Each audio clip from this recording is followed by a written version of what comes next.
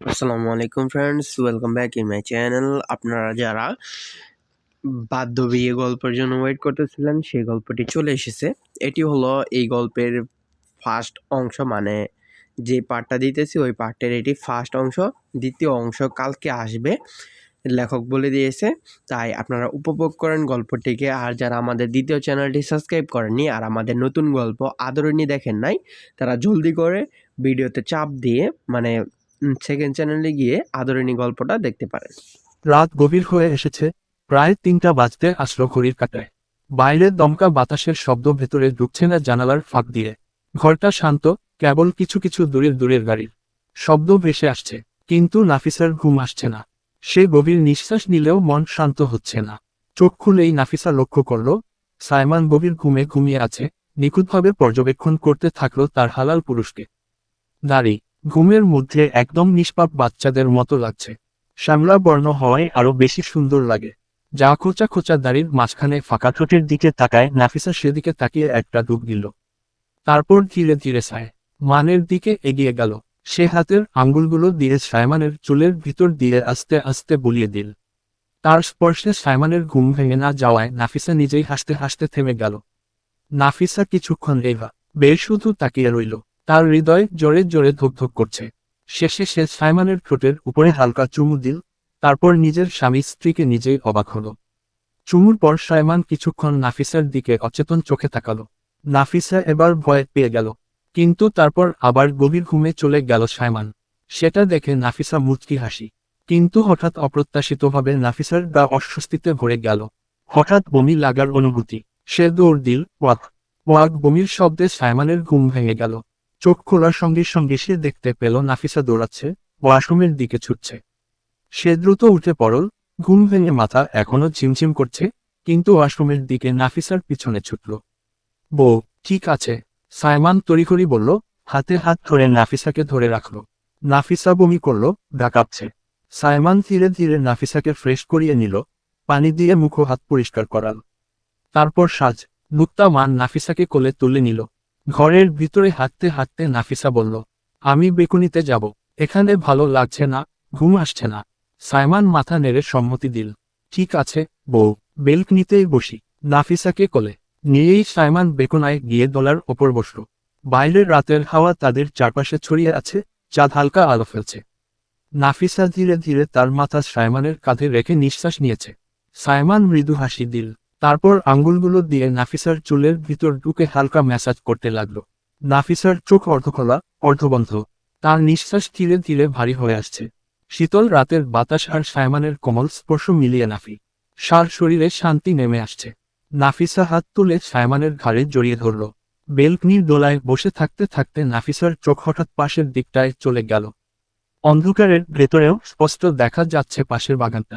আলো ছায়ার ফাঁকে দাঁড়িয়ে আছে একটা আম গাছ। আর আশ্চর্য ব্যাপার হলো, গাছটায় 12 মাসে আম ধরেছে। মাঝারি সাইজের ডাসা আম বাতাসে দুলছে, যেন ইচ্ছা করেই চোখে পড়ছে। নাফিসা এক মুহূর্তের জন্য চুপ করে তাকিয়ে রইল। তারপর চোখ দুটো হঠাৎ চকচক করে উঠল। ডিএসপি সাহেব, এলিপসেস উদ্ধৃতি চিহ্ন, কণ্ঠে চাপা উত্তেজনা। সাইমান চুলে হাত বুলাতে বুলাতে নিচের দিকে তাকালো। নাফিসা আঙুল তুলে গাছটার দিকে ইশারা করল। ওই যে আমগাছটা দেখেছেন? সাইমা তাকালো। বুঝতে 1 সেকেন্ডও লাগলো না কোথায় চোখ আটকে গেছে ওর। হালকা হাসলো, দেখছি। তারপর নাফিসা প্রায় ফিসফিস করে বলল, আমি আম খাবো। বলাটা এমনভাবে বলল, যেন এখনই না পেলে দুনিয়া শেষ। সাইমান অবাক হয়ে জিজ্ঞেস করল, এই রাতে? হ্যাঁ, নাফিসা মাথা নেড়ে নিশ্চিত করে দিল। সাইমান ধীরে নিঃশ্বাস ছাড়ল। বউ, ওটা ডিএসসির বাংলো।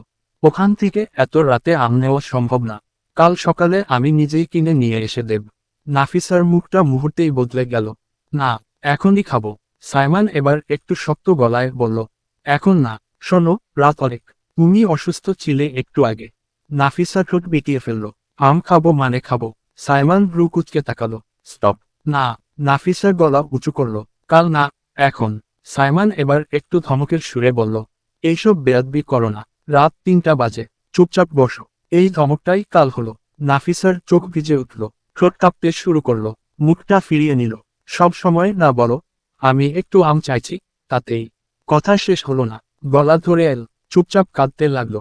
সাইমান প্রথমে শক্ত থাকার চেষ্টা করল, তারপর চোখের কোণ দিয়ে দেখল নাফিসা নীরবে কাঁদছে, কাঁধ কাঁপছে, বুকের ভেতরটা হঠাৎ মোচড় দিল।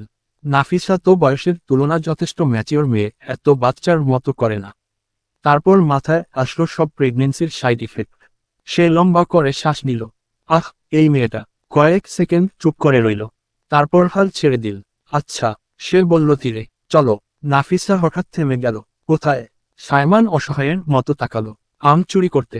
নাফিসার চোখ মুহূর্তে উজ্জ্বল হয়ে উঠল। কান্নার কোনো চিহ্ন নেই। সত্যি? হ্যাঁ, কিন্তু শর্ত আছে। সাইমান বলল, একদম চুপচাপ, শব্দ করা যাবে না। নাফিসা মাথা নেড়ে বলল, একদম না, আমি চোরের মতো থাকব।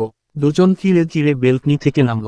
রাত গভীর, চারপাশে নিস্তব্ধতা। বাংলোর গেটের দিকে যেতে যেতে নাফিসা বারবার চারপাশে তাকাচ্ছে, যেন কোনো অ্যাডভেঞ্চারে এসেছে। ডিসি বাংলোর দেয়ালটা খুব বেশি উঁচু না, চারপাশে গাছপালা। সাইমান আগে এগিয়ে গেল, হাত ইশারা করে বলল, এখান দিয়ে। দুজন দেয়ালের পাশে গা ঘেঁষে দাঁড়ালো। দূরে পাহারাদারের ঘর, আলো জ্বলছে, কিন্তু কেউ বাইরে নেই। সাইমান সাবধানে দেয়াল টপকাল, তারপর নিচে হাত বাড়িয়ে দিল। হাত দাও। নাফিসা একটু ভয় পেয়েও হাত দিল। সাইমান টেনে ওপরে তুলল। দুজন নরম ঘাসের ওপর নামল। আমগাছটা কাছেই, পাতার ফাঁকে ফাঁকে ঝুলে আছে আম। নাফিসা নিচে দাঁড়িয়ে ফিসফিস করে বলল, ওগুলো দেখেন, ওইটা বড়টা। সাইমান বিরক্তে তাকালো। তুমি নিচে থাকো, আমি উঠছি। সাইমান ধীরে ধীরে গাছে উঠল, ডাল ধরে ভারসাম্য রেখে। পাতাগুলো নড়ছে, কিন্তু শব্দ কম। নাফিসা নিচে দাঁড়িয়ে দুহাত বাড়িয়ে রাখল। এদিকে ফেলেন। সাইমান একটা আম সাবধানে ছিঁড়ে নিচে ফেলল। নাফিসা ধরে ফেলল, চোখে আনন্দ। আরেকটা। একটার পর একটা আম নিচে পড়ছে। নাফিসা গুনছে, হাসছে, চাপা উত্তেজনায়। হঠাৎ দূরে একটা কুকুরের ডাক শোনা গেল। নাফিসা ফিসফিস করে বলল, নামেন, কেউ আসবে। সাইমান নিজের উপরে নিজের রাগ লাগছে এখন। কোনোদিন ভাবতেও পারিনি এমন পরিস্থিতিতে পড়তে হবে। আল্লাহ তাকে দিয়ে কি করাচ্ছে। সাইমান তখনও গাছের ডালে দাঁড়িয়ে, হাতে আরেকটা আম। ঠিক সেই মুহূর্তে পেছনের দিক থেকে হঠাৎ একটা কড়া গলা ভেসে এল। এই, ওখানে কে? উদ্ধৃতি চিহ্ন। গলাটা এতটাই স্পষ্ট যে রাতের নিস্তব্ধতা এক মুহূর্তে ভেঙে গেল। নাফিসার বুক ধপ করে উঠল, চোখ বড় বড় করে সাইমানের দিকে তাকালো। সাইমানের কানে কথাটা পৌঁছাতেই আর এক দেরি করল না। গাছ থেকে প্রায় লাফ দিয়ে নিচে নামল। মাটিতে পা দিয়ে ফিসফিস করে বলল, দৌড়াও। নাফিসা কিছু বুঝে ওঠার আগেই সাইমান চট করে নিচে পড়ে থাকা আমগুলো তুলে নিতে লাগলো। একটার পর একটা, শার্টের পকেট, প্যান্টের পকেট, এমনকি একটার জায়গা না পেয়ে বগলের নিচে চেপে ধরল। পেছনে থেকে আবার সেই বলা, এই, দাঁড়াও। এবার গার্ডের ছুটে আসার শব্দ পরিষ্কার শোনা যাচ্ছে। সাইমান আর ভাবল না, এক ঝটকায় নাফিসাকে কোলে তুলে নিল। ধর শক্ত করে। নাফিসা প্রথমে ভয় পেয়ে গেলেও পর মুহূর্তেই ব্যাপারটা ওর কাছে অসম্ভব মজার লাগলো। চোখে মুখে চাপা উত্তেজনা। সাইমান দৌড় দিল, পেছনে পিছন গার্ডও দৌড়াচ্ছে। এই দাঁড়াও, চল। দাঁড়াও বলছি। সাইমান দাঁড়াবে কেন? সে আরো জোরে দৌড়াতে লাগলো। নাফিসা সাইমানের গলা জড়িয়ে ধরে আছে। বাতাসে ওর চুল উঠছে। হঠাৎ ওর হাসি বেরিয়ে এলো। প্রথমে চাপা হাসলেও তারপর আর ধরে রাখতে পারল না। হি হি হি হি। সাইমান ফিসফিস করে বলল, চুপ, হাসিস না বউ। উদ্ধৃতি চিহ্ন। কিন্তু নাফিসা তখন নিজের ওপর নিয়ন্ত্রণ হারিয়েছে। আমরা চল, চল বলি আবার হাসি। গার্ড পেছনে থেকে শুনে আরো জোরে চিৎকার করল, তুই দাঁড়াও, থামো। সাইমান হাঁপাচ্ছে, তবু দৌড় থামায় না। এই মেয়ে তো আমাকে ধরা খাওয়াবেই। উদ্ধৃতি চিহ্ন। দেয়াল চোখে পড়তেই সাইমান শেষ শক্তিটুকু জড়ো করল। দৌড়ের গতি কমাল না। দেয়ালের কাছে গিয়ে এক হাত দিয়ে ভর নিয়ে টপকাল। কোলে নাফিসা, পকেট আম, কোনো মতে ওপারে নামল। গার্ড দেয়ালের এপারে থেমে গেল। ধরতে পারলাম না, হাঁপাতে হাঁপাতে বিড়বিড় করল। এদিকে ওপারে সাইমানের অবস্থা দেখে নাফিসা হেসে কুটি কুটি নিজেকে কোনো রকম সামলে বলে ওঠে, ডিএসপি সাইমান তাহের রাশিদ, আপনি কিনা বউয়ের জন্য চোরের খাতায় নাম লেখালেন। পুলিশ হয়ে? সাইমান নাফিসাকে নামিয়ে দিল। দুজন হাঁটুতে হাত রেখে দাঁড়িয়ে নাফিসার দিকে বিরক্তিতে তাকায়। রাগে মুখ লাল হয়ে গেছে। সাইমানকে রাগতে দেখে নাফিসা আবার হেসে উঠল। হা হা হা, আপনার মুখটা দেখছিলেন, কি ভয় পেয়েছিলেন। এখন বোঝেন আপনি যখন আসামি ধরতে যান আসামির অবস্থা কেমন থাকে।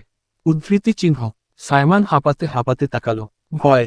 আমি? হ্যাঁ। নাফিসা চোখ মুছতে মুছতে বলল, আপনি তো আমাকে কোলে নিয়ে অলিম্পিক দৌড় দিচ্ছিলেন। সাইমান অসহ্য লাগছে তার মতো একটা পুলিশ অফিসের কিনা শেষে বইয়ের পাল্লায় পড়ে চুরি করল।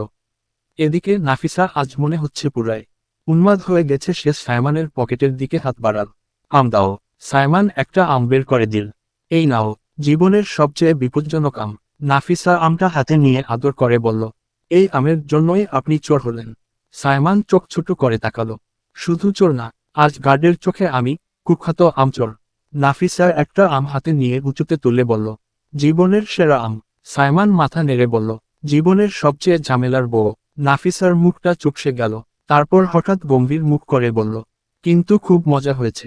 সাইমন ওর মাথায় হাত রেখে বলল, মজা হয়েছে ঠিকই, কিন্তু আর কোনোদিন না।